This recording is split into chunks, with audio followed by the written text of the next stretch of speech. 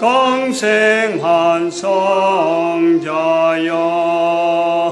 오셔서 기도를 들으소서. 택하신 백성을 축복해 주시고 거룩한 마음을 주옵소서. 아멘.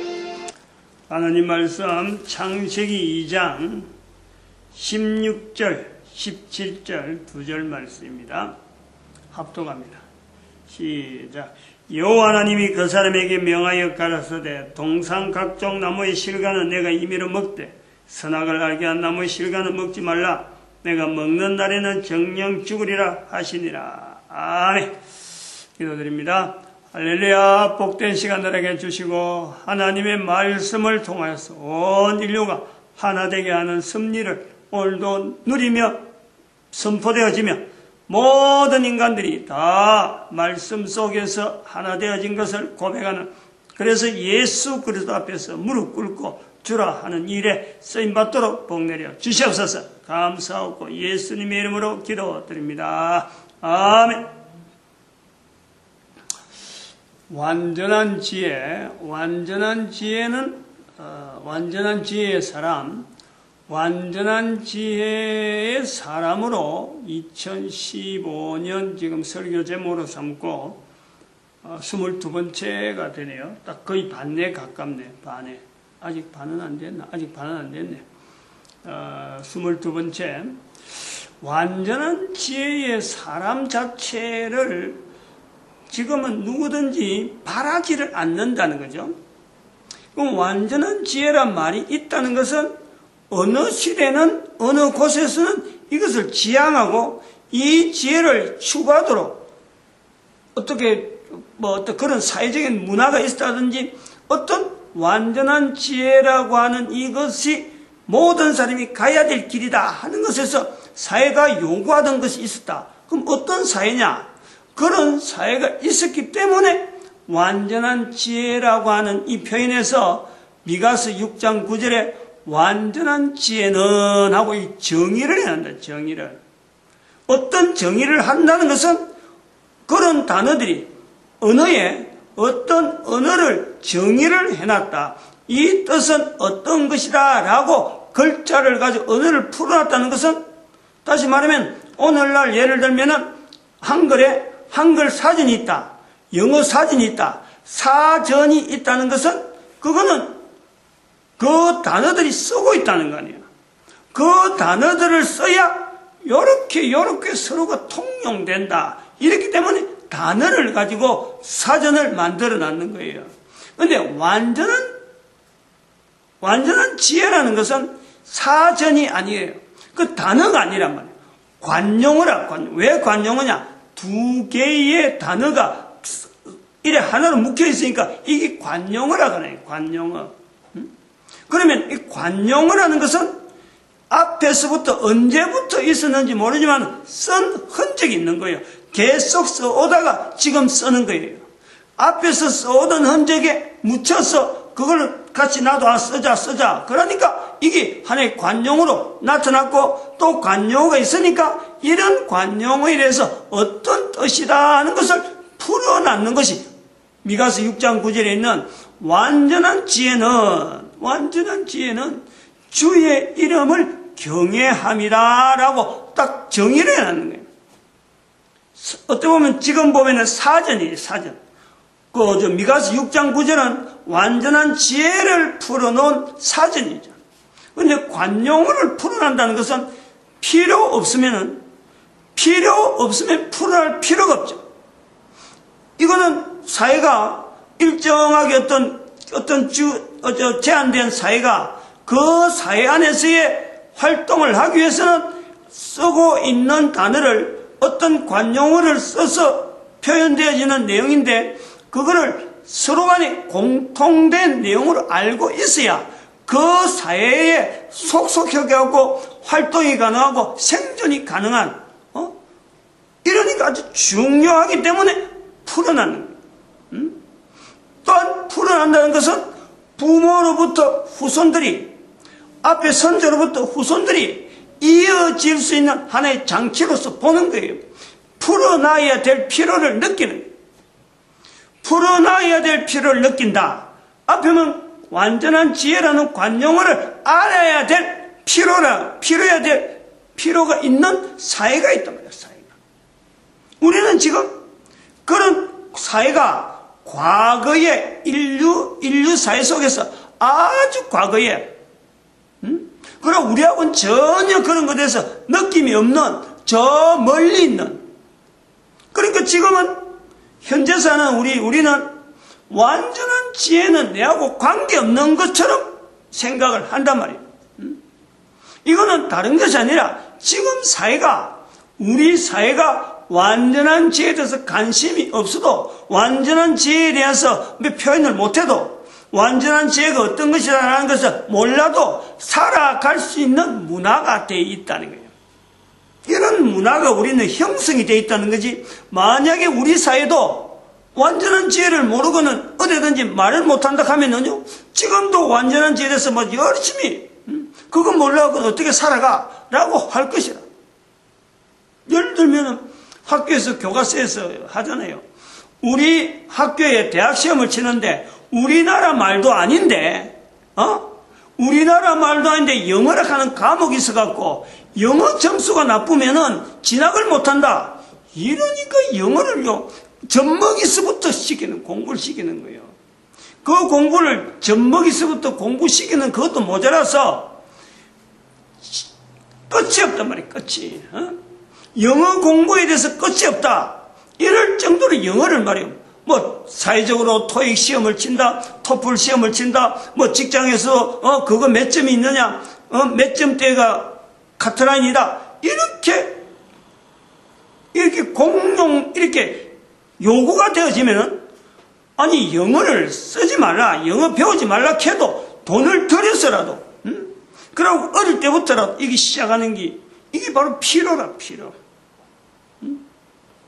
그러면 또 다른 말로 완전한 지혜라는 것이 필요 없는데 왜 새삼스럽게 완전한 지혜를, 우리하고 전혀 관계없고 지금은 아무도 찾지 않는데 왜 완전한 지혜를 우리가 지금 들어야 되느냐, 완전한 지혜를 우리가 내용을 알아야 되느냐, 왜 목사님이 설교에서 지금 이 시대에 뭐 설교 한 편 해갖고 시간 때우기 위해서 그러면 이 내용을 하느냐, 이것도 생각을 해봐야 돼요. 전혀 필요 없다. 완전한 죄는 이미 지나간 거고 성경에 표현된 거지, 그거 뭐 성경 못 알아도 되는 사람들한테 이건 아무것도 없다. 이럴 것 같으면요, 내가 또 왜 이야기하겠어? 그럼 왜 우리가 완전한 지혜의 사람이라고 하는 이 단어 속에 쓸 때의 상황과 지금은 쓰지 않는 상황을 비교하면서, 그럼에도 불구하고 완전한 지혜의 사람을 지금 22번째 매주의 설교에, 주일 설교가 이게 그냥 아무 주제나 갖고 할 수 있는 게 아니잖아요. 아주 중요한 이슈가 있을 때 이걸 하는데, 이걸 지금 2015년 첫 주부터 22번째 계속해서 한다. 이거는 나름대로 중요하기 때문에 하는 건데, 중요한데 한 번만에 다 못해갖고 지금 22번째 넘어오는 건데, 중요하다는 것 자체는 내 말하는 내가 중요하다고 그냥 막 선포하고 끝나버리가 중요한가 하고, 이걸 앞으로 지금은 모르지만은 앞으로는 모든 인류가 이걸 알아야 되기 때문에, 대한민국 사람뿐만 아니라 모든 인류를 대상해서 이걸 알아야 되기 때문에 계속해서 강조한단 말이야. 그런 건 필요가, 말하는 사람의 입장에서는 분명히 지금 시대도 필요하다. 그럼 필요한데 지금 현재 살아가고 있는 사람은 전 인류가 완전한 지혜가 필요한지 안 한지조차를 인식이 없다는 거예요. 이게 뭐 내한테 필요하냐? 전 인류라 하는 중에 분명히 그는 제외되는 어떤 계층이 있어요. 왜냐하면 이 완전한 지혜라는 것을 이렇게 하나의 사전적으로 미가서에 표현된 그걸 갖고 지금도 붙잡고 있는 계층은 있어요. 그 계층을 제외한 모든 인류, 70억 인구 중에서 그것을 제외될 사람은요, 즉 완전한 지혜라는 그 표현을 썼다 하는 그 계층에 있는 사람은 70억 인구 중에서 한 1000만 nhân 정도밖에 안 돼요. 1000만, 2000만 밖에 안 돼요, 지금. 분명한 것은, 분명하게 우리가 딱 여기다 하고 지적할 수 있는 것은 지금 현재 팔레스타인에 이스라엘 사람들 중에서 한 1000만 정도는 여전히 아마 여기 한 붙잡고 안 있겠느냐. 왜냐하면은 성경 말씀에 항상 그 말씀은 적용이 되니까 바알 앞에 무릎 꿇지 않는 7천인을 두셨다. 하나님이 말씀이기 때문에 그 7천인 중에서 7천인이라는 단어에서 1000만 배를 해서 1000만이라는 숫자까지를 높여주는 거예요. 7천만은 할 수 없는 경우 7천만은 인구 자체가 안 되니까 2천만 3천만 이것도 안 되는 거예요. 인구 자체가 불확실한데 자 어떤 7천에서 1000에다가 만을 해주는 거예요. 그 1000만 그보다 더 많으면 다행이고 그보다 더 없으면 위기라고 볼 수 있는 거지. 그 사회가 위기하는 거예요. 그렇게 주어지는 게 완전한 지혜가 주의 말씀을 경외한다. 주의 이름을 경외함이니라 하는 미가서 6장 9절의 말씀에 이스라엘 백성들조차 제가 말씀은 1000만 캐더라도 1000만 안에 안 들어갈 수 있는 위험성은 뭐냐? 주의 이름이라고 하는 이 부분에서 이스라엘 사람들조차 사실은 두려워하는 거예요. 어디에다가 주의 이름을 해야 되느냐? 경외는 과연 경외라고 할 사람이 있느냐? 그래가지고 만약에 7천인밖에 안 된다라고 말을 할 수 있다. 그만큼 전 인류가 70억 인구 중에서 완전한 지혜에 대해서 전혀 필요를 하지 않고 내용도 모르고 살아가는 사람들이다 볼 수 있단 말이에요. 70억 인구 중에서 만약에 이스라엘 백성들이 7천인밖에 안 된다. 성경이 말씀대로 바알에게 무릎 꿇지 않는 그 7천인이 지금의 이스라엘 백성들에서 주의 이름, 완전한 지혜는 주의 이름을 경외합니다. 이 말씀 앞에 지금도 그것을 믿음으로 딱 붙들고 생활하는 사람이 있는다 그러면 그것만 밖에 없다면 70억에서 7천명이에요. 7천명. 그거밖에 안 돼요. 그럼 비율이 얼마나 떨어져? 그거는 70억에서 7천명은요. 이거는 통계적으로 표현할 때 나타낼 수가 없어요. 몇 프로로 갈까요? 몇 프로? 0.0000 한참 내려가고 1% 정도 되지. 0.00001%. 저는 계산해봐서 70억 인구대에서 7천명은 몇 프로가 되냐? 한참 내려가고 몇 0.00 뭐 마이크로로 해야 될지 모르겠어요. 마이크로 안 그러면 마이크로보다 더 탄 미크로로 들어가든지 나노로 들어가든지 그건 잘 모르겠어. 한 계산 안 해봤으니까. 어쨌든 우리가 지금 현재 있는 인류사회 속에서 완전한 지혜가 필요한데 필요한 것을 모를 수는 있지만은 필요했구나. 아이고 그런 일이 있으면 이게 우리가 앞으로는 지향을 해야지 라고 하는 상황이 된다면은 이 완전한 지혜를 가지고 보급을 시켜야 되는 거예요. 지금 상황 자체에서 완전한 지혜가 필요한 상황이다. 이걸 깨닫게 하는데 지난 시간부터 제가 예화를 자꾸 들은 거 아닌가요? 사회가 지금 현재 그걸 내가 현재 내 주변에서 이 완전한 지혜라고 하는 이 단어가 이 언어가 필요한 사회가 지금이다. 몰라서 그렇지. 지금까지 우리 사회가 그런 걸 안 써서 그렇지. 이게 있으면 우리 사회의 여러 가지 어려운 부분에서 해결될 수 있는 요소가 되겠구나. 우리가 만약 그걸 갖고 적용이 된다면, 그런 방향으로 적용이 된다면, 이 완전한 지혜를 지향하는 사회를 만들어 갈 수 있단 말이에요. 아무도 없다 그래서, 지금까지 아무것도 안 썼다 그래서, 앞으로도 쓰지 말라라는 건 아닌 거예요. 완전한 지혜라는 자리가 바로 그렇다니까. 우리 사회가 우리나라 역사, 우리나라 문화, 5000년 역사, 5000년 문화라고 자랑하고 하지만은 이 자랑하는 이 문화가 껍데기다. 자랑할 것이 없다. 근데 자랑을 하려면은 어디다가 근거를 두고 자랑해야 된다. 이럴 때 우리가요, 우리 민족의 어떤 정체성이나 우리 역사에 대한 어떤 여러 가지 가치라든지 이런 길이 나타난단 말이에요. 근데 지금 우리 민족, 우리 국가라든지 우리 현재 문화, 우리 대한민국이라는 위치가 전 세계 가운데 1950년이라는 불과 한 60한 몇 년 사이에 있었던 6.25 전쟁이라 하는 그 상황 자체가 아직도 지나간 지 100년도 안 되는데 60년 밖에 정도 안 되는데 전 세계 가운데 가장 비참한 나라였던 우리 대한민국이 6.25 사변 당시는 그런 거예요. 전 세계 인류 가운데 가장 동정해야 되고 가장 불쌍한 사람들이 모이는 곳이 바로 대한민국이다. 36년 동안에 일본의 탄압을 강점기를 지냈다가 해방되고 불과 5년 만에 6.25 사변이 터지나니까 어떻게 뭐 힘이나 있나요? 그동안에 뭘 했기 때문에 뭘 했다 할 수가 없는 거예요.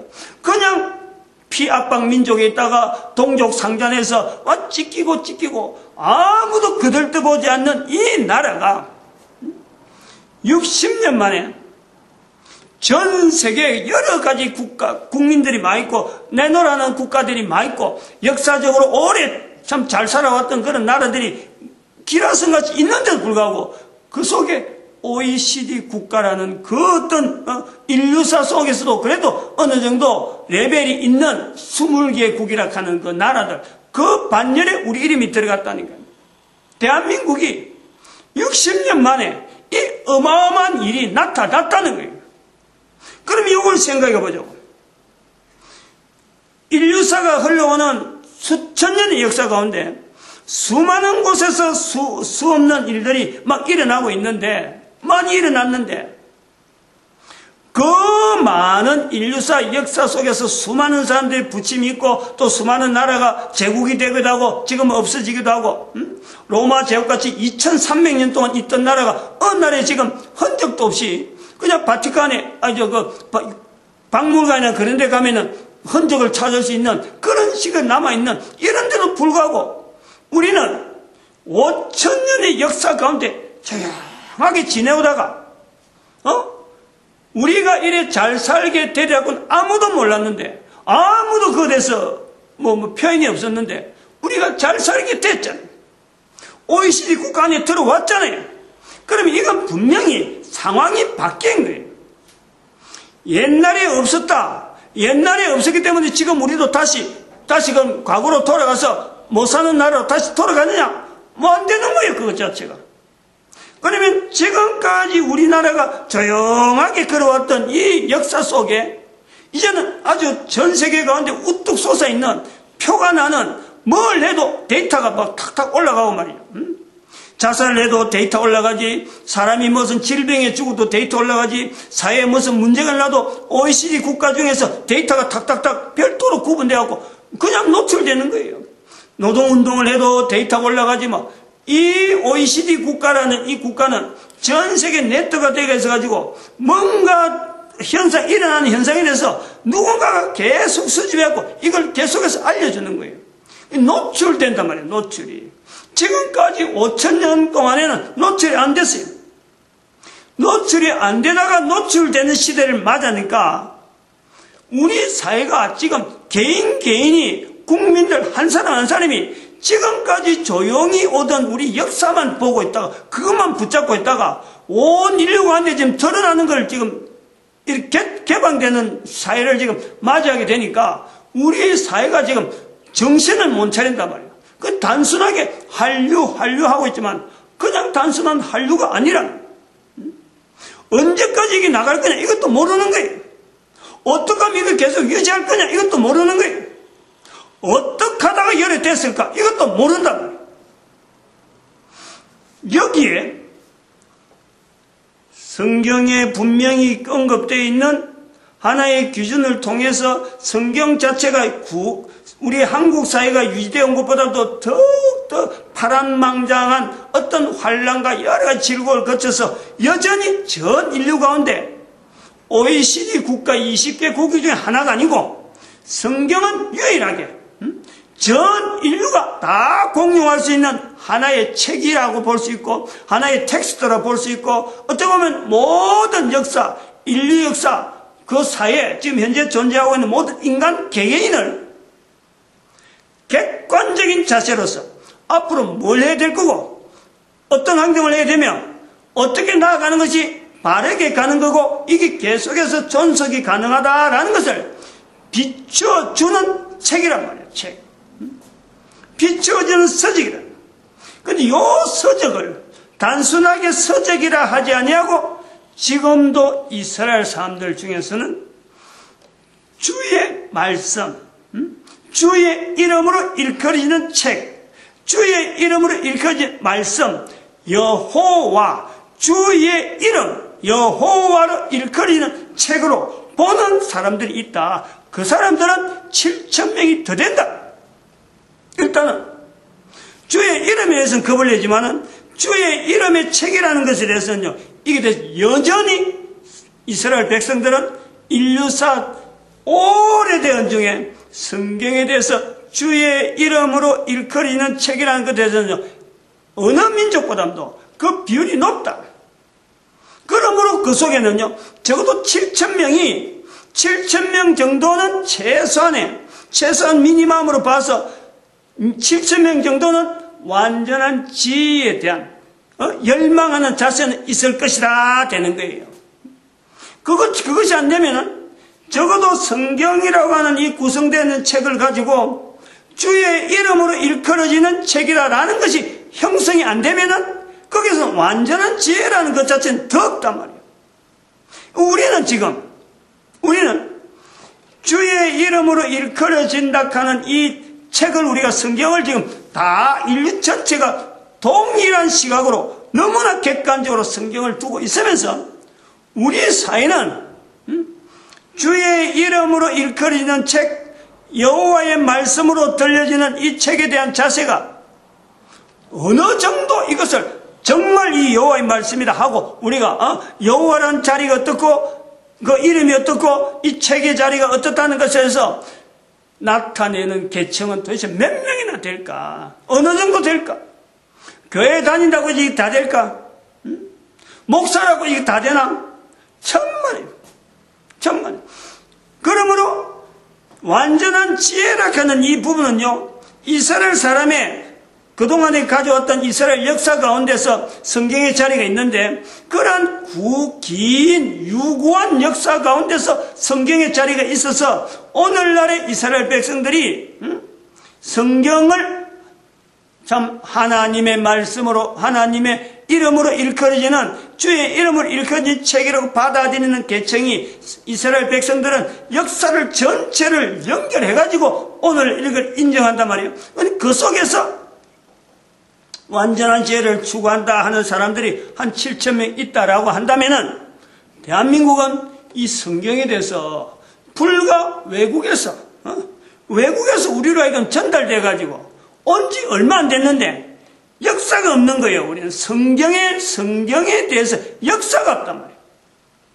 이 짧은 역사 가운데 이 말씀을 여호와의 말씀이라 하고 이러는 것도 다른 사람이 전해줘가지고 그런 건가, 그래 자꾸 주입을 시켜서 우리가 성경을 하나님의 말씀, 여호와의 말씀, 주의 이름을 일컫는 말씀이라 하고 이게 자꾸 세뇌가 돼서 억지로 공부식으로 자꾸 주입돼가지고 주입되는 그 내용이 자꾸 그런 것을 듣고 이런 거 표현하는 이런 내용이 시기적으로는 100년밖에 안 됐지만 이게 자꾸 많아지니까 성경이 그럴 것이다 하는 거지. 여기에서 완전한 지혜라고 하는 것을 찾아내기까지는 완전한 지혜가 내한테까지 임했다, 내가 완전한 지혜대로 살 수 있다 라고 말을 할 수 있는 그런 계층, 그런 걸 분명히 표현할 수 있는 사람은요, 몇 명이나 되겠느냐? 몇 명이 되겠느냐? 그러므로 대한민국에 있는 목사 한 사람이 지금 현재 주일 설교에 완전한 지혜라고 하는 이 주제를 가지고 계속해서 내는 것은 적어도 한 사람이라도 완전한 지혜에 대해서 요런 내용이 아니겠느냐 하는 거지, 내가 완전한 지혜를 지금 나타내는 사람이라 이거는 안 되는 거죠. 또한 한 사람이 한다는 것은 가능성이 다른 사람이 또한 가능할 것이다. 이게 또 열리는 거예요. 그것이 또 대한민국에서 언어가 이렇게 나왔다는 것은 대한민국 사람이 한글로 쓰는 언어에 있는 사람들이 같이 동참할 수 있는 폭이 다른 나라보다 훨씬 유리하다. 이런 개연성이 있다. 즉 완전한 사람이라고 완전한 지혜의 사람을 지금 설교에 내신다고 해서 본인이 선포하는 본인이 완전한 사람은 아닐 뿐더러 완전한 지혜의 사람도 아니다. 그러나 완전한 지혜의 사람으로서 지향하는 그 지향점은 방향은 분명히 있다. 있고 완전한 지혜의 사람이다, 완전한 사람이 아니다 하는 것은 완전한 사람이다라고 인정하고 지정할 것은요, 사람이 하는 일이 아니기 때문에 인간은 어떤 목표를 가지고 부단히 갈 수밖에 없는 거예요. 이런 어떤 상황에 인류 전체가 우리나라만 이렇게 비교해서 이런 예를 들어서 지금 인류를 비춰봐야지만 인류 전체를 우리가 비춰봐가지고 우리나라도 마찬가지고 대한민국이라는 이 상황 자체에서 우리 비춰봐가지고 우리 이야기하면 현재의 지금 상황이 이런 지금 완전한 지혜를 몰라도 이런 사회 같으면 우리 사회가 안정적이다. 참 어떤 발전적이고 참 이대로만 유지만 해도 되겠다. 라고 한다면 예를 들어서 지난주에도 말씀드렸지만 삼성전자가 이건희 회장이 말씀에 기록된 대로 하나님의 이름으로 일컬어지는 말씀에 성경 말씀 창세기 오늘 읽은 본문에 2장에 있는 이 말씀대로 정령 죽으리라 하는 데서 죽었는데 삼성전자가 지금의 자리처럼 이건희 회장이 죽고 그 다음에 아들 때가 삼성을 운영하면서 그러면서 우리나라가 그 가문이 삼성 가문이 계속되어지는 그 전제 이걸 누가 보장하겠어요? 이건희 회장은 성경의 말씀대로 분명히 이제 얼마 있으면 죽게 돼 있어요. 지난주하고 이번 주 또 이건희 회장을 이야기했는데 이건희 회장을 이야기했는지 지난주에 이야기하는데 이번 텔레비전에 이건희 회장의 부인이 텔레비전 나오더라고. 앞으로 또 텔레비전 한 번 더 나오면 이제 그건 운송할 때 나오겠죠. 얼마 안 남았어요. 자꾸 이야기 나온다는 그런 거예요. 그러면은 삼성전자가 여전히 간다하는 전제와 같으면요. 아마 우리나라 전체 체제가 삼성전자가 유지되어가는 그것을 전제로서 기준해갖고 그럼 어떻게 맞춰야 되느냐 하면 이런 어떤 국가 질서가요. 어떤 기준이 나와서 나아갈 거예요. 왜냐하면 삼성전자 위치가 전 세계적으로 지금 어떤 기업하고 비교할 수 없을 정도로 힘이 있으니까. 그런데 이 삼성전자가 아들 때 지금 이재용 씨가 후계자로 이렇게 준비한다 하는데 후계자를 넘기지 못할 수도 있다. 만약 이렇다면 대한민국이 지금 이게 보통 위기예요. 후계자를 못 넘긴다. 그러면 지금 우리 대한민국은 앞으로 30년 이재용 씨가 맡아가지고 30년 정도 하면 나이 또 은퇴할 거 아니에요. 그럼 이재용 회장이 또 이건희처럼 넘길 수 있을까? 우리는 30년 정도는 계획을 잡을 수 있는데 이 일을 말이죠. 모른다는 거예요. 모른다. 아무도 예측하지 못한다는 거예요.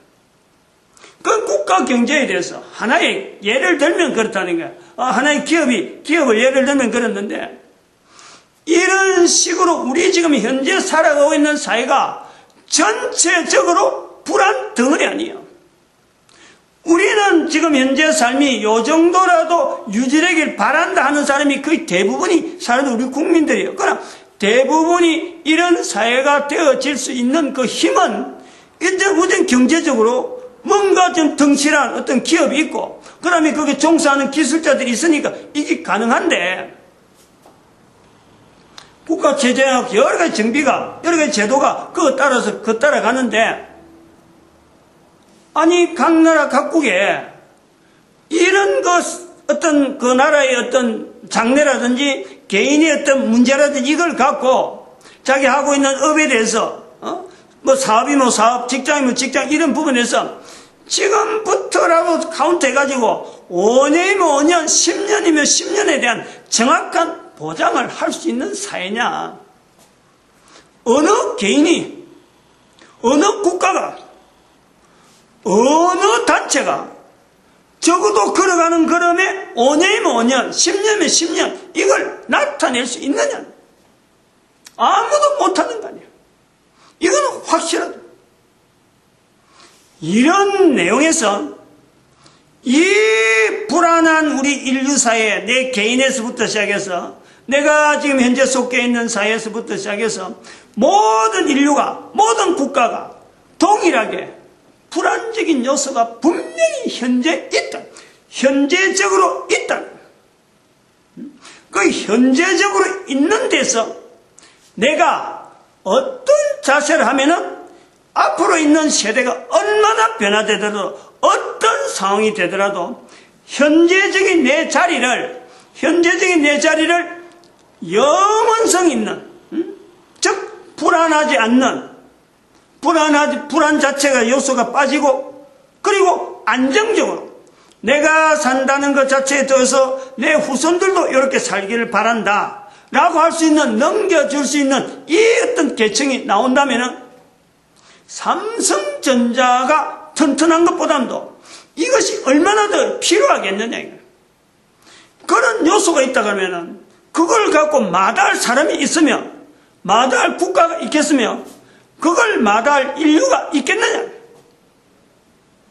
이런 내용에서 완전한 지혜라는 자리를 우리가 찾아내는 거예요. 완전한 자리를 우리가 대응되어지는 현재의 불안한 우리의 모습에서 내가 알고 있는, 내가 누리고 있는 내 습관들, 내 여러 가지 지혜적인 여러 가지 요소들, 내가 지식적인 여러 가지 어떤 분량들, 이런 부분들에 대한 대체, 완전한 지혜로 대체하는 거예요. 완전한 지혜.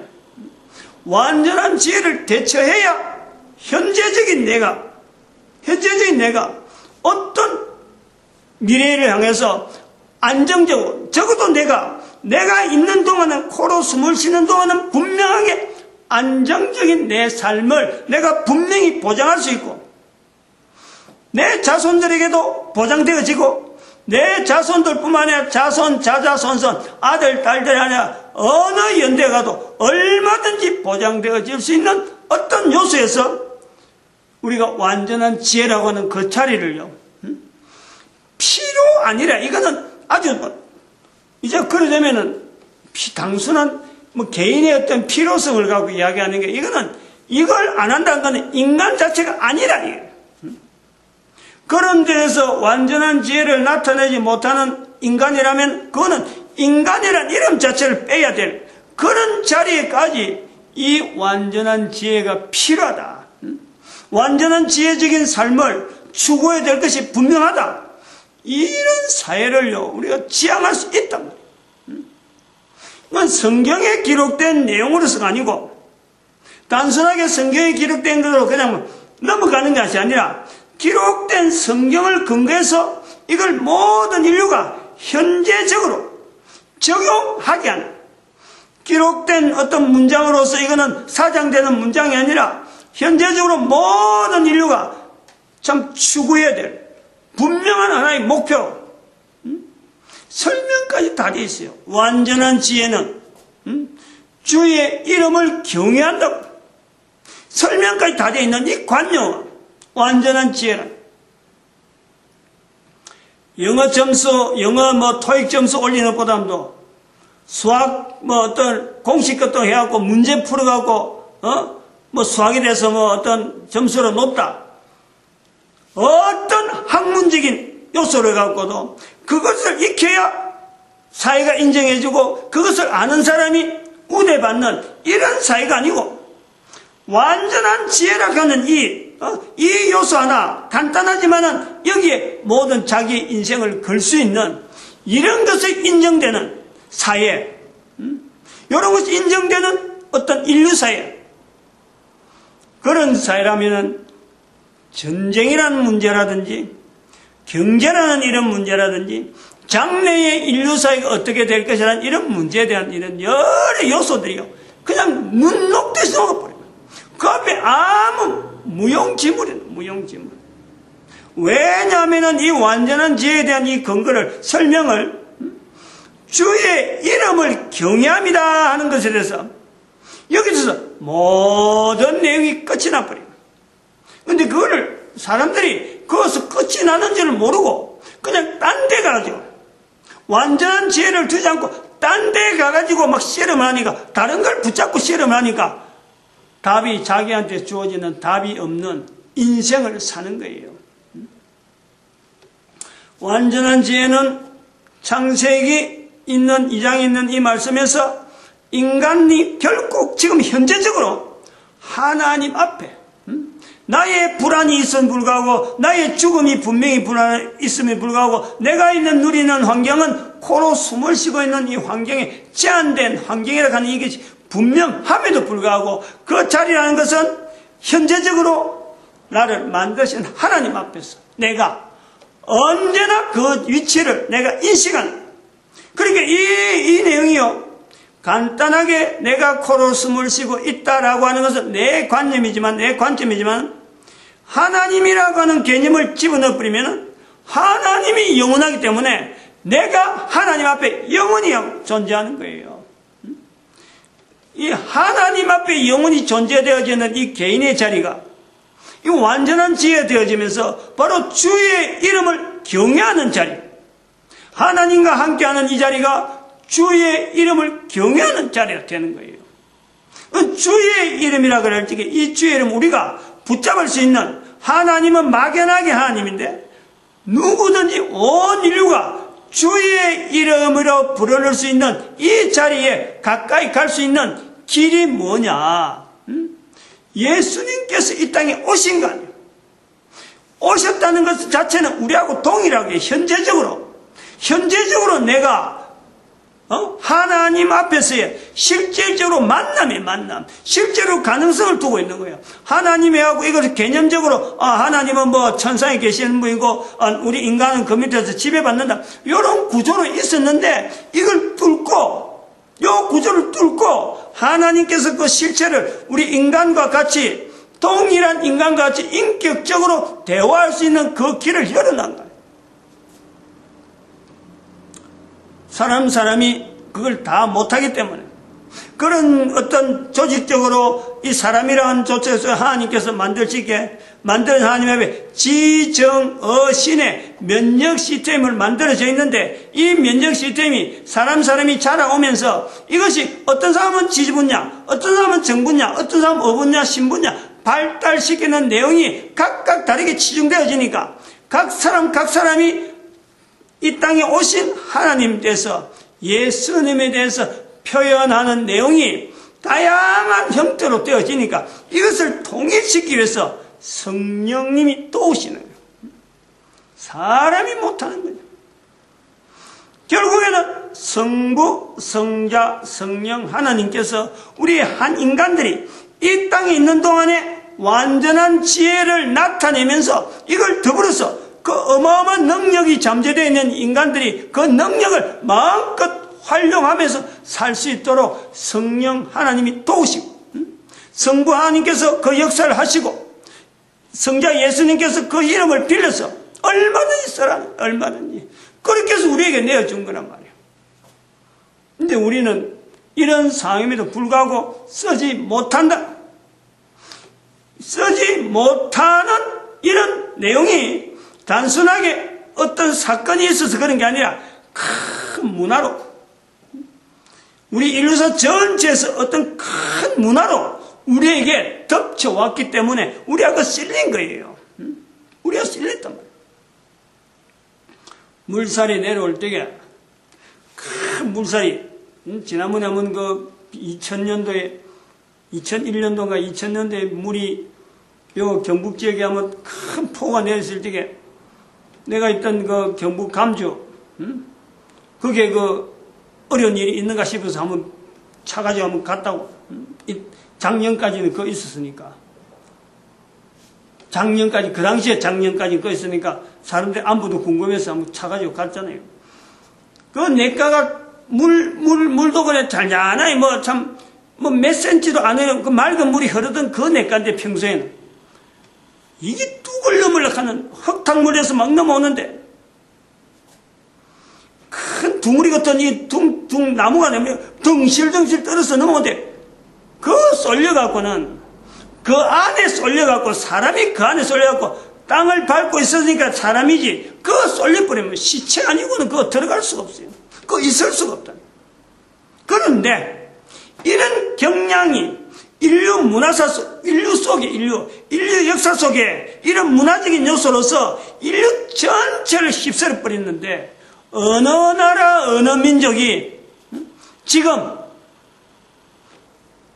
완전한 지혜에 대한 그 내용의 필요성을 지금 인식을 하겠느냐? 못해요. 그런 것이 인류 문화가 인류의 문화 역사 속에서 이게 흘러갔다는 거예요. 그 흔적이 있다니까요. 이렇게 인류 전체를 완전한 지혜를 추구하지 못하도록 인류의 문화적인 어떤 요소에서 한 문화, 어떤 문화가 그런 기능이 가졌느냐라고 우리가 문화를 이야기한다면은, 일본에도 문화가 있고, 문화는 그 역사가 있으니까, 단위 어떤 세계에, 단위 어떤 환경에, 단위 사회라고 하면 어떤 문화라고 불릴 수 있는 어떤 단위 사회가 있는데, 이 단위 사회는 단위 사회가 존재하는 것은 항상 그게 문화라는 것으로 우리가 다른 사람들에게 객관적으로 나타낸단 말이에요. 아까 말씀했지만 이스라엘 사람들이 성경인대로 완전한 지혜라고 하는 말을 한다. 이것 자체가 이스라엘 사람들이 완전한 지혜를 나타내는 문화가 있는 거예요. 그러면 이런 문화가 각 나라 각국에 있었고 또 어떤 종족에 있던 이런 문화가 어떤 하나의 통일된 문화 속에 그리고 그 통일된 문화가 완전한 지혜에 대한 이 내용 자체를 깡그리 무너뜨리는 하나의 큰 문화적인 힘으로 전 인류를 휩쓸어 갔다. 그럴 때 그 문화를 무슨 문화로 우리 인류 사회는 부를 수 있느냐. 지금까지는 그 문화는 인식은 되지만은 완전한 지혜를 깡그리 무너뜨린 문화로는 인식하지 않았는데 완전한 지혜가 필요하다 하는 요소를 우리가 볼 때는 이 사람들이, 온 인류 사람들이 완전한 지혜를 추구하지 못하는 현재 입장에서 우리가 살피는 거예요. 어떤 문화적인 요소 때문에 온 인류는 완전한 지혜를 향하여 나가지 못할까라는 것에서 단위 문화를 뭐로 부르느냐. 그걸 우리가 헬라 문화라 부를 수 있다라는 거예요. 헬라 문화를. 설명이 여기까지 오는데 왜 완전한 지혜를 이야기하면서 완전한 지혜의 사람의 이야기하면서 지난 시간에 있었던 헬라 문화라고 하는 이 문화의 어떤 출현이 어떤 의미가 있느냐. 왜 우리는 현재적인 삶을 살아가면서 하나님에 대한 이런 어떤 인식이라든지 성경에 있는 이런 요소들에 대한 분명히 우리 사람 개인이 어마어마한 능력을 가진 인격자임에도 불구하고 능력이 있음에도 불구하고 이병철 씨 같은 사람이나 또 이건희 같은 사람이나 정지현 같은 사람들이 이 땅에 있는 동안 한 사람의 자리에서는 참 충실하게 그 삶을 다 했다고 할 수 있지만 모든 사람을 동일하게 내놓고 그 사람이 완전한 지혜로서 살았느냐 하는 평가를 하지 않는 그런 우리 문화가 인류 사회에 형성이 되었을까? 오늘날 내 한 사람이 살아가면서 내는 지금 최선을 다해 살아가고 내 자녀들하고 관계에서도 최선을 다해서 한 인격자로서 살아갈 애를 쓰는데도 불구하고 나 외에 다른 사람하고 관계를 맺어가면은 나는 다른 사람에 의해서 내가 도둑놈으로 벌리기도 하고 내가 아주 나쁜 사람으로 되기도 하고 경찰서 갈 수 있는 죄수로도 살 수 있고 죄인으로 살 수 있는 그런 인간. 어쩌면 이율배반적이잖아요.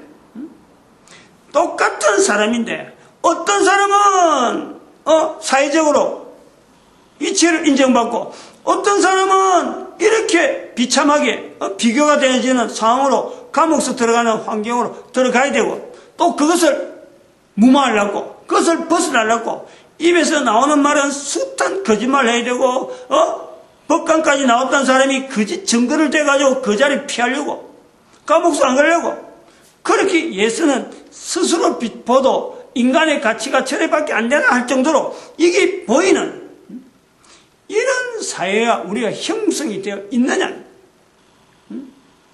현재적인 거예요, 현재적으로. 내가 감옥서 안 갔다고 해서, 감옥서 간 사람만 잘못되고, 나는 아무런 잘못 없다고, 천만에. 천만에. 정치하고 똑똑한 사람, 조금만 고래 딱 걸어버리면, 당장에 감옥서 간 사람들이 수두룩가 있는 거예요. 그런 사람들이 감옥에 없는 정책을 막 만들고 하고 있는 거예요. 법을 만들고 하고 있는 거예요. 자기 자신이 감옥 갈 일을 하면서도 감옥 갈 수 있는 법을 만들고 있다. 이게 얼마나 이율배반적이냐. 이런 내용이 사회에 계속해서 누적돼 가는데 이 사회가 장차 어떻게 될 것이, 여기에 대한 대안이 없느냐. 그러면 지금의 이런 내용이 완전한 죄가 지금에만 필요하냐, 과거에 없다가 아무것도 없다가 지금 신설하는 거냐, 인제서 필요한 거냐, 그게 아닌 거다. 그러니까 이 성경에 기록되어지는 완전한 죄에 대한 이 표현은 바로 성경의 역사가 우리 인류의 역사와 더불어서 오래전부터 계속해서 완전한 지혜를 지향해야 될 인간에 대한 이것을 객관적으로 꾸준하게 나타내고 있는, 우리가 그러면서 우리가 같이 넘어온 거예요. 근데 우리가 그걸 무시했지. 이거 성경에 있는 건데 뭐 볼 거 있느냐 하고 무시했지. 성경에 있는 걸 무시하다 보니까 성경에 있는 이런 완전한 지혜에 대한 이런 표현을 무시하면서 사회 지도자들이 쓰는 말들을 봐봐요. 한자 언어, 한자 언어, 뭐 복잡한 한자 언어 그거 써가지고 지금 뭐 문재인 새정치민주연합 그 대표 되는 사람, 뭐 자기도 쓰도 안 하고 보통 사람도 잘 쓰도 않은 어려운 문자, 사자성어, 한문, 그걸 써야 뭐 자기의 어떤 입장을 나타낼 수 있는 그거 썼더만은 우리나라 정치 지도자가 사자성어 외에 한자로 된 사자성어를 썼더만은 이것을 내용을 잘 아는 사람들이 화살을 쏘는 거야. 빗발치듯 쏘지. 그게 무슨 자기 입장을 대변하는 거냐고 그 비판하고 토를 달아하고 막 공격하잖아요. 그럼 쓸 말이 없느냐? 왜 이 말을 못 쓰냐 말이야. 완전한 지혜를 바라보자, 지향하자, 이 말을 왜 못 쓰냐 우리 사회가. 다른 사람 써도 아는, 다른 데 찾아보려고 하면 도대체 의미를 알려고 하면 한참 깊이 있는 거 그거 하나 또 끄집어냈는데 다른 사람은 그보다 더 잘 알고 있으니까, 아는 사람. 그런데 일반적으로 성경은 한자 언어보다 뭐 사자성 한자는 그거는 누군가는 그걸 찾아봐야 돼요. 일부러 찾아야 나오는 거예요. 그런데 성경은 이미 보급이 돼 있어. 집집마다 책방에 가면 얼마든지 있는 거예요. 성경에 몇 장 몇 절 가면 책을 읽다가도 찾아볼 수 있고 인터넷에 들어가면 바로 나올 수 있고. 근데 이런 내용은 왜 안 찾느냐? 왜 안 찾을 수밖에 있는 이런 문화가 형성되었느냐? 그럴 때 단위 문화를 우리는 헬라 문화라 한다. 왜 지난 시간에 이 헬라 문화에 대한 내용을 왜 끄집어내고 앞으로 인류 사회가 지향해서 바른 어떤 인류 사회를 지향한다 할 때는요, 극복해야 될 문화라 하면은 헬라 문화를 극복해야 돼요. 이미 과거에 있었기 때문에 지금은 어떤 극복의 대상도 아니고, 그게 뭔지도 모르고 나는 모르겠다. 이러면요, 답이 없어요. 답을 못한단 말이에요. 이미 온 인류 가운데, 인류 곳곳에, 교회 안에도, 이 헬라 문화가 쏙쏙들이 전부 다 지금 지배되거든요. 지배라 하면 좀 못하지만, 이 어떤 고리가요, 아주 깊게 들어가 있어요. 우리나라의 성경을 통해서 기독교 어떤 이런 전파락해서 들어오는, 이런 흐름에 너무 어떤 우리에게 전파했던 자들이 바로 헬라 문화 속에 있는 자들이 우리에게 전파되기 때문에 이 전파되는 과정에서 넘어오는 그 헬라 문화의 속성, 그거는요, 의외로 깊고, 의외로 우리 사회를, 대한민국이 조용한, 이렇게 한반도 5,000년 역사 조용하게 넘어오던 그런 시대와는 다르게 우리 사회를 지금 이렇게 완전히 요동치게 만들고, 노동운동, 의사들 지향, 학생들 공부 지향하는 거, 하여튼 곳곳에서 헬라 문화적인 요소를 빼버리면 완전히 현재적으로는요, 이게 정지 상태예요. 정지 상태가 될 수 없을 정도로 헬라 문화가 완전히 젖어 있어요. 전 인류가 통일되었다라고 할 수 있는 것은 헬라 문화로 통일되어 있다. 헬라 문화로 통일되지 않은 것은 미개한 지역밖에 없다. 자기들의 종족이 고유하게 되어지고 전혀 교육의 제도라든지 다른 나라하고 수교 관계가 되지 않는 그런 어떤 지역에 있는 사람만이 이스라엘에 7,000인을 남겨뒀다는 말씀처럼 인류 가운데 헬라 문화에서 제외된 사람이라니까. 그 사람들이 미개한 것이 아니라 결국 헬라 문화를 이렇게 반대적으로 보여주는 하나의 모습을 우리가 봐야 돼요. 헬라 문화를 비춰주는 거울이란 보는 시각이 달라요. 내 자신이 벌써 헬라 문화에 완전히 젖어 있다. 이것 자체를 인식하지 않으면요, 헬라 문화를 뺄 수가 없어요.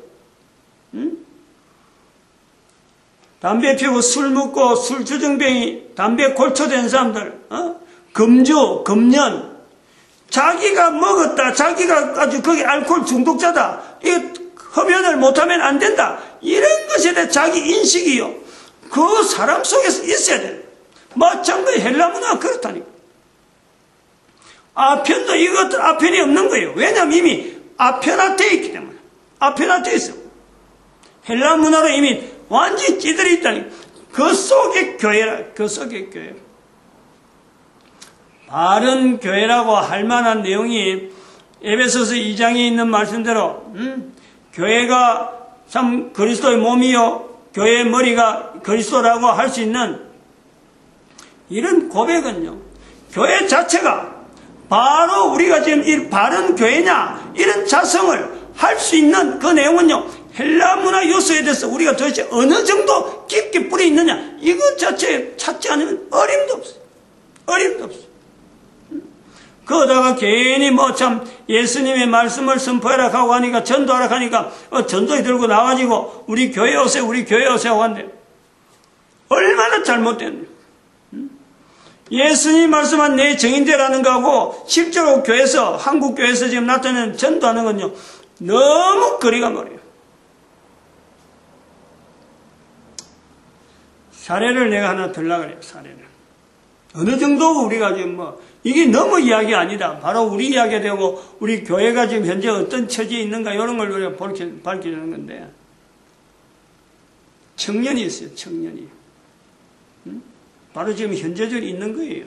내가 그래서 이름은 안 밝히는데, 몸이 비대하고 어마어마하게 비대해요. 나이는 32이라 하는데 엄마가 64시라 해서 내하고 나이 같아갖고, 내가 그래서 엄마가 그럼 32에 배가 되네 하고 그래 했어요. 그래 물어봤는데, 한때 교회 청년회 회장으로 있었대. 지금은 뭘 갖고 묵고 사느냐 하고 물어보니까,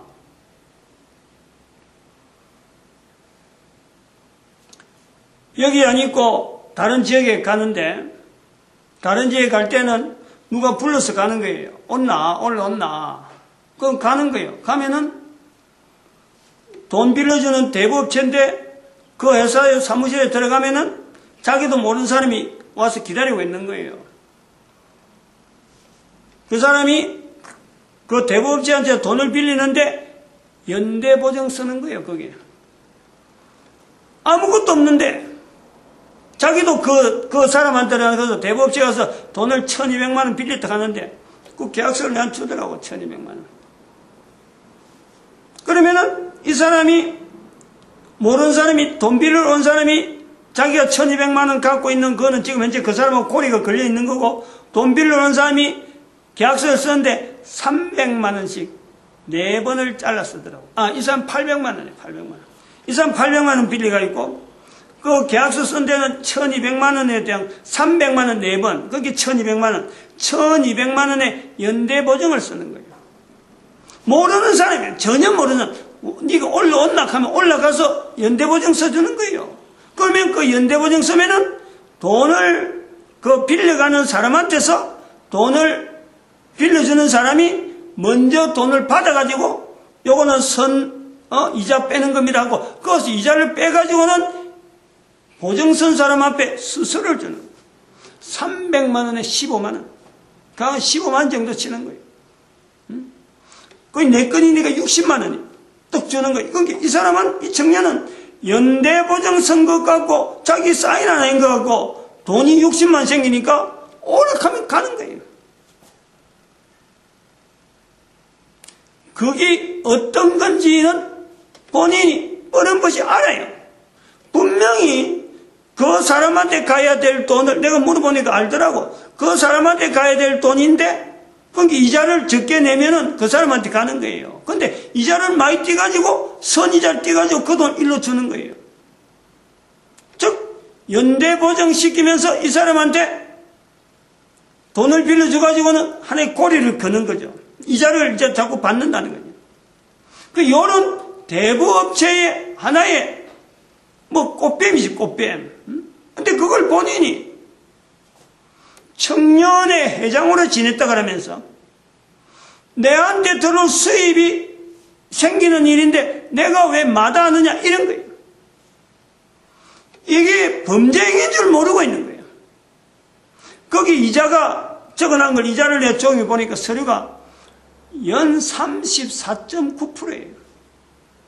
34.9%는 국가에서 정해놓은 이자가 연 20%인데 연 20%까지는 인정을 하는데 이게 34.9%까지 해놨는데도 불구하고 본인이 자기도 34.9%하고 이자를 내고 있고 상대도 34.9% 이자는 이것 자체가 법정으로 이게 어느 정도인지도 생각도 안 하고 거기다 연대 보증을 하고 교회 옛날에 청년회장이라고 하면서 사람들이 주변에 모이는데 몇 명 자꾸 돈 생기면서 자꾸 사람들 이렇게 사주고 막 이러니까 친구들이 모이는 거예요. 비슷한 또래들이 모이는 거예요. 모아가지고 어떻게 하겠다는 거예요. 느낌이 그래요. 돈 대출 받으라고 알선하려고 하는 거예요. 알선하려고. 그런 일들을 하고 있으면서 한편으로는 자기가 교회 가서 뭐 좀 도와달라고 하니까 교회가 안 도와주더라. 왜 어려운 사람은 안 도와주느냐? 내같이 어려운 사람은 왜 안 도와주냐? 교회가 왜 어려운 사람 안 도와주냐고 말을 한다는 거예요.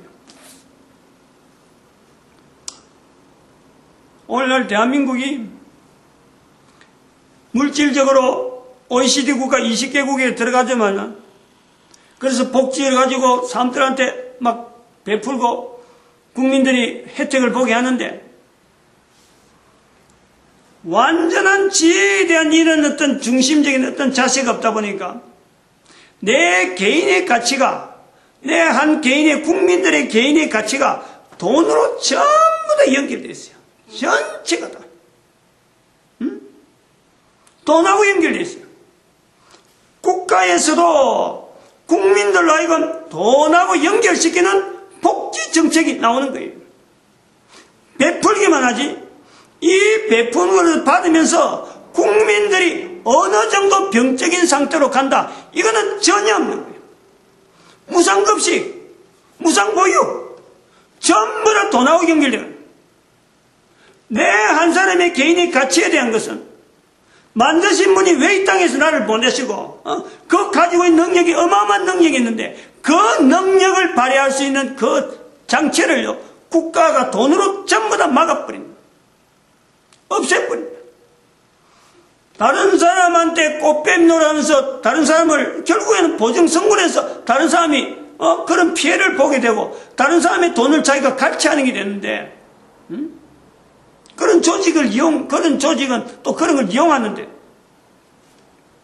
잘못된 줄 알면서도 교회의 청년의 회장이라고 하는 사람이 자기 몸은 비대하고 뒤룩들하고 활동을 하지 않으면서 그런 데 가서 용돈 생경을 챙겨 앉아갖고 교회가 왜 안 도와주느냐? 도와줘야 되는 기관으로 교회를 알고 있다. 우리 사회가 그렇다. 이런 사회에서 삼성이란 저런 어떤 기업이 저렇게 마침 나름대로 열심히 해갖고 이 국가를 유지하는 어떤 표시 상징적인 회사라고 한들 국민들이 전체가 다 돈에 매여가지고 자기의 가치를 돈하고 계산하고 사람 죽이는 것을 아주 예사로 여기는 이런 사회인데 이거를 위기의식을 못 느낀다. 이런 위기 속에서 정치가로서 또 사회사업가로서 여러 가지 교육자로서 근로자로서 이런 데 대해서 위기의식을 못 느끼면서 지금 현재 존재한다는 것은 도대체 왜 이 나라에 있어야 되냐? 차라리 가난해도 차라리 돈 없는 나라 OECD 국가에 안 들어가더라도 개인의 가치가 얼마나 존중한지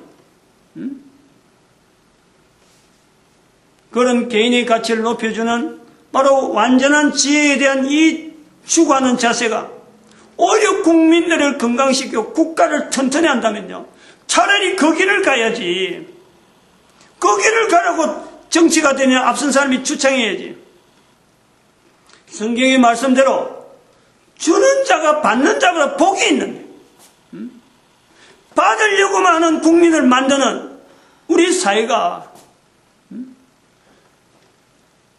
대안 없는 지금 사자성어나 갖고 막 남발시키면서 텔레비전에 나오는 사람들 그 사자성어 뜻풀이 안 내라고 시간 따보내고 정말 어느 게 엉터리고 어느 게 쓸데없는데 시간을 보내는 건지 온 국민들로 이렇게 휘몰아치게 하는 건 도대체 누가 그러는 건지 여기에서 헬라 문화에 대한 정체를요 이걸 자체를 깨뜨려야 될 그 필요성을 우리가 다 인식을 해요.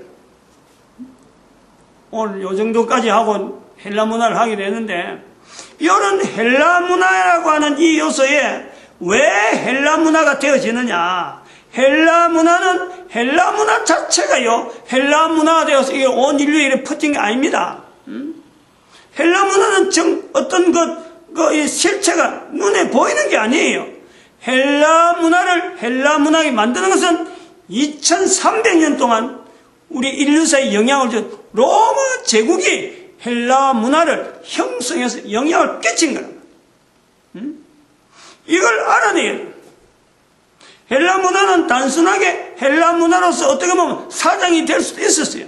하나의 미신이요, 하나의 전설로서 지나갈 수가 있었어. 그러나 이 전설로 지나갈 수 없도록 제도 속에 온 인류 가운데 퍼뜨린 것이 로마 제국이 2300년간 있었다는 거예요.